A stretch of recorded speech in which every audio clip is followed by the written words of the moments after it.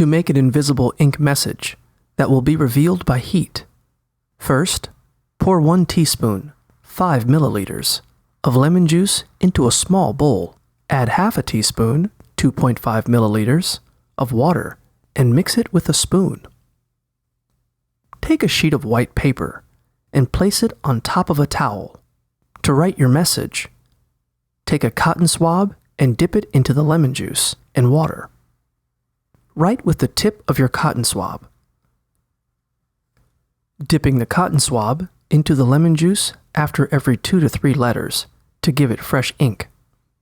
Once you've written your message, wait 2 to 3 minutes to give your paper time to dry. For the message to be revealed, hold the paper up to a hot light bulb or leave it on a radiator to heat the paper. As the heat burns off the lemon juice, the message will be revealed.